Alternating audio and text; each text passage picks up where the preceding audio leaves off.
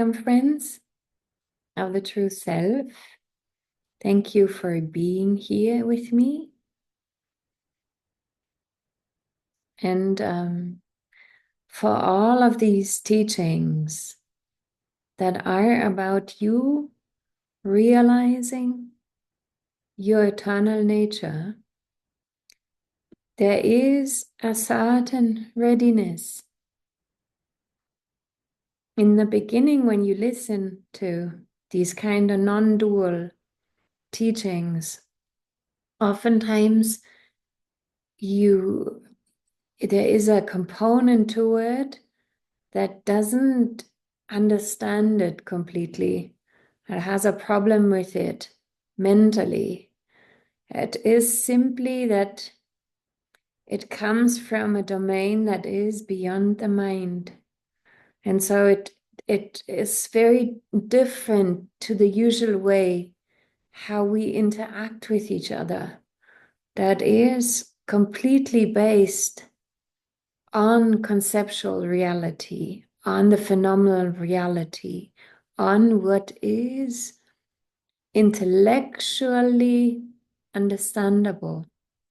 And then after some time, or depending on your interests, when you have studied a lot of these non-dual teachings or self-realization teachings, or you are really interested in them and you have spent a lot of time, then you completely understand everything that is said, even though you might not have realized the self, but at least conceptually, intellectually, you know what is talked about, you know every word.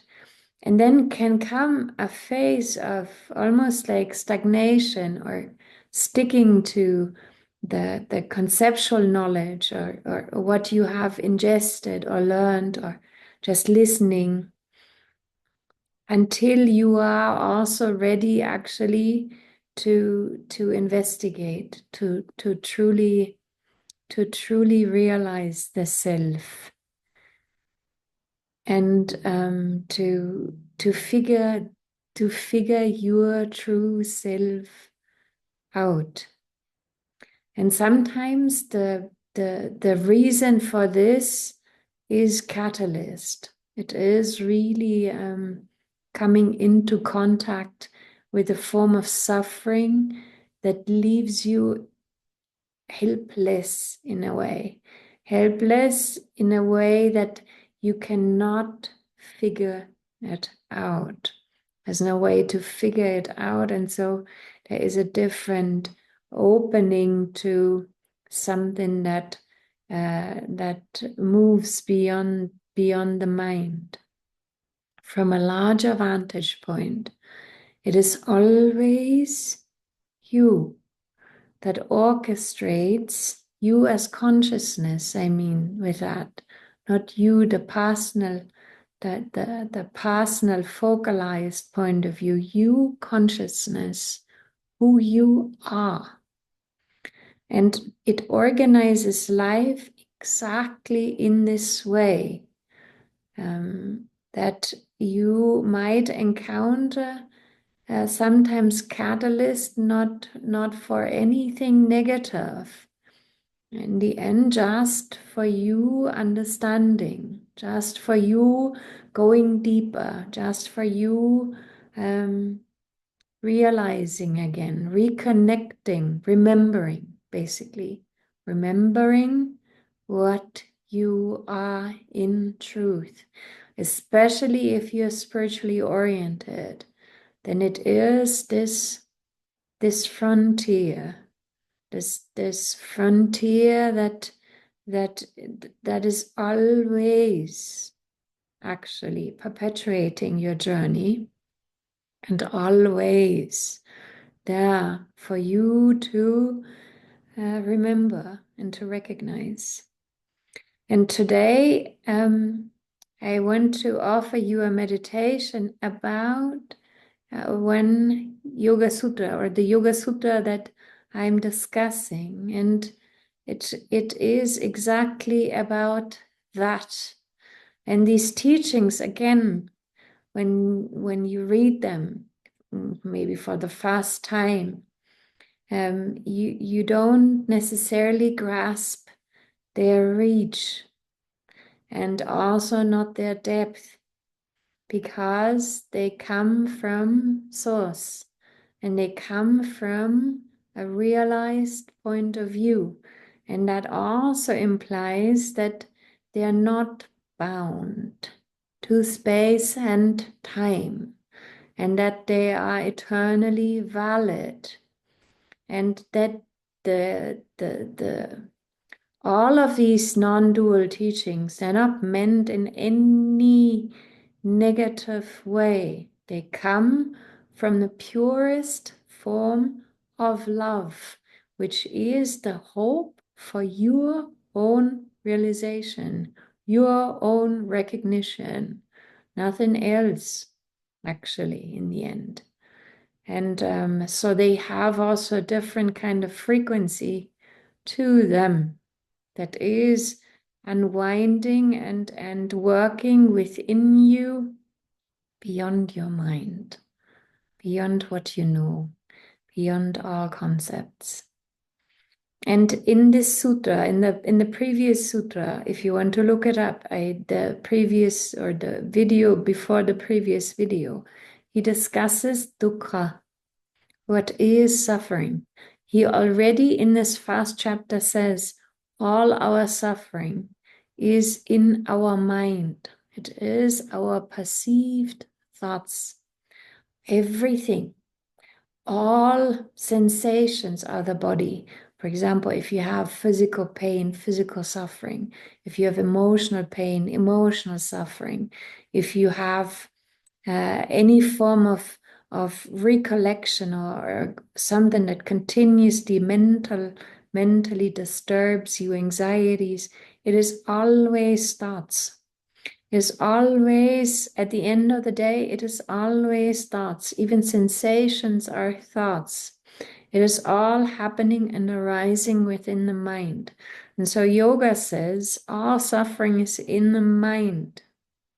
Because ultimately everything doesn't include emotions. Everything is happening as a thought. And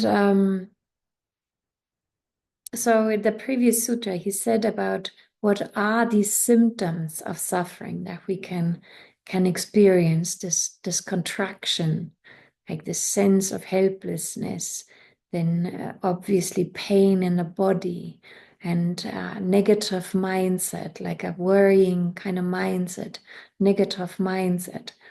And then this sutra that I'm now want us to meditate together on is that he says, what can we do actually against these kind of effects, against the contraction, against the pains, against the things? What is it we can actually do? And he says, ekatattva abhyasa.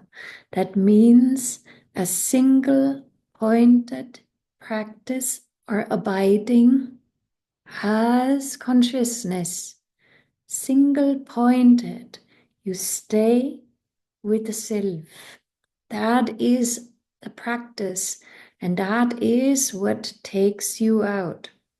And so for a short moment, I want us to practice this. So for just first of all, take a couple of breaths.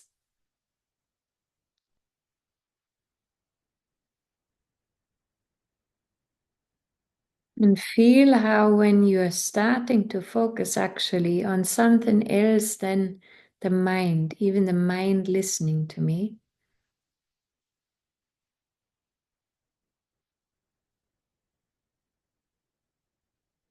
there is a slowing down happens just by you focusing on the breath.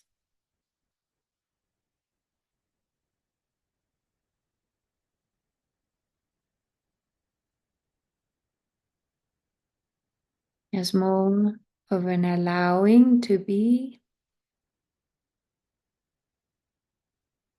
present with something else, namely the breath.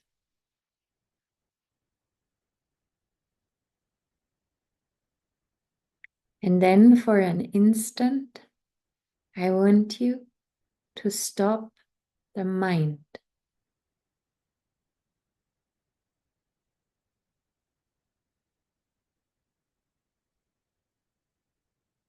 Again, stop all thoughts.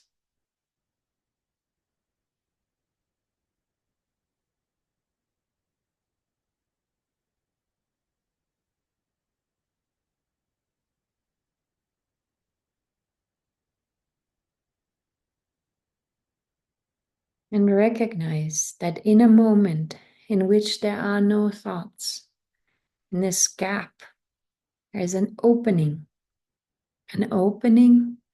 to existence, presence as such, what you always are, beyond the thinking mechanism, pure awareness, present, still, in a moment in which there are no thoughts.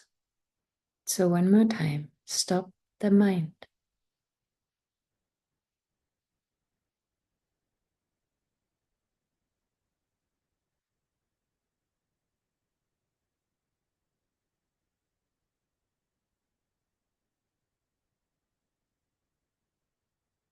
And as you allow this to come to the forefront of your experience right now, I want you to not engage in thought.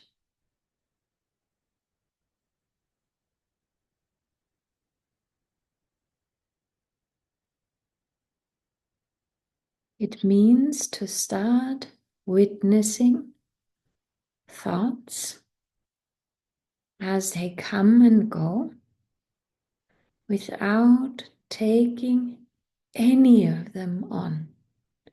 You're not going into any mind stream. And what that means is you remain empty. You remain blank. You're not taking on. You're staying with the self.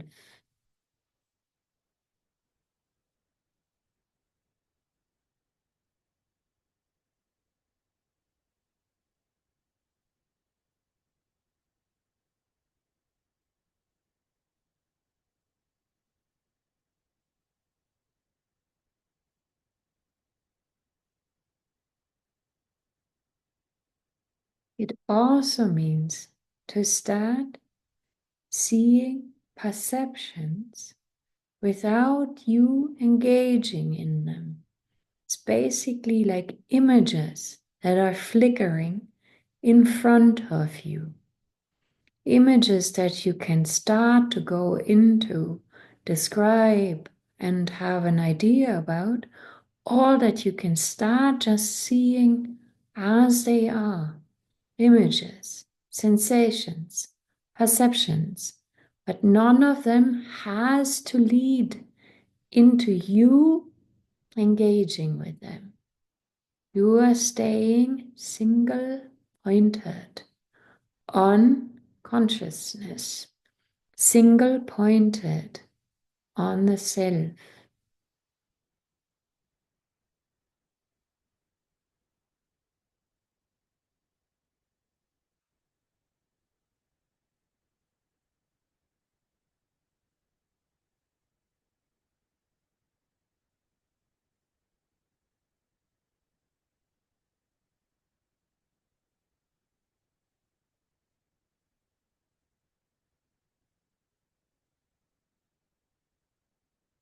And instead of placing the attention, as we usually do, on what appears, on these thoughts that appear, the perceptions that appear, the ideas that appear, the emotions that appear, you place your attention on presence, on what is empty, on the spacious essence.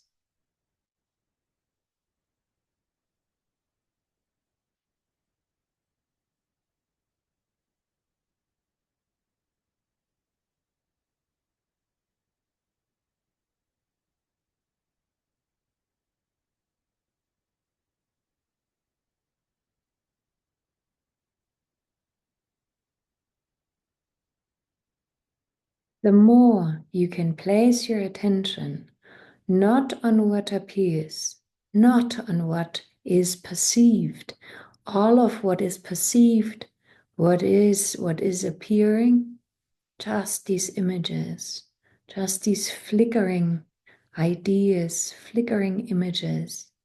You have to engage with them. It is almost as if you go to a shopping market and there are thoughts that are for grabs and you take them on again and again. Move your attention away from what appears and onto presence.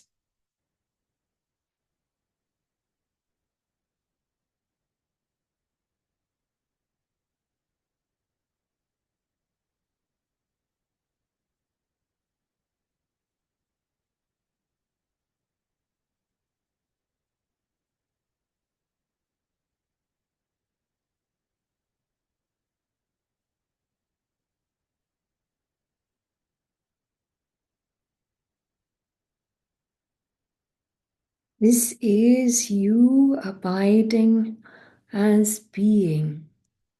It means to just stay without the void, empty.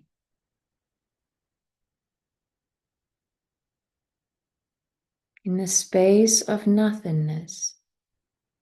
It is you as presence, you remembering, you abiding.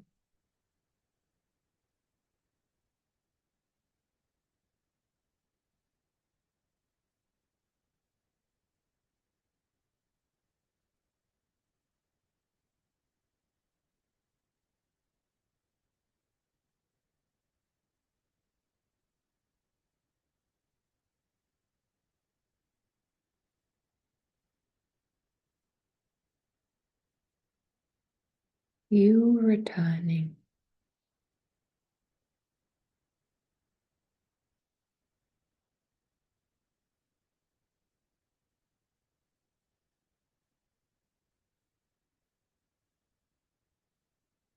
And as you allow to practice this more and more often,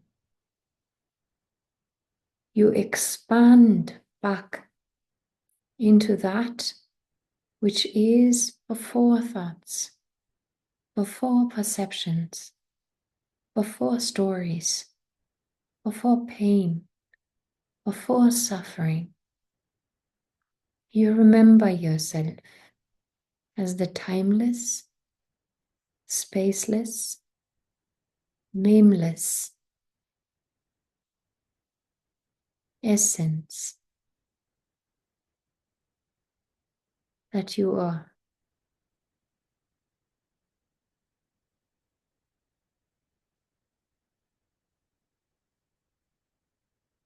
And you can find back to the peace, the serenity, the quiet calm that exists in all of us, that is the source of well-being, the source of peace, the anchor. It is always stopping the mind,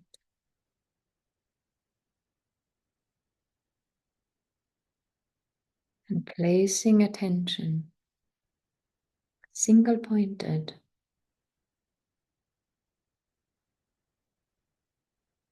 on being.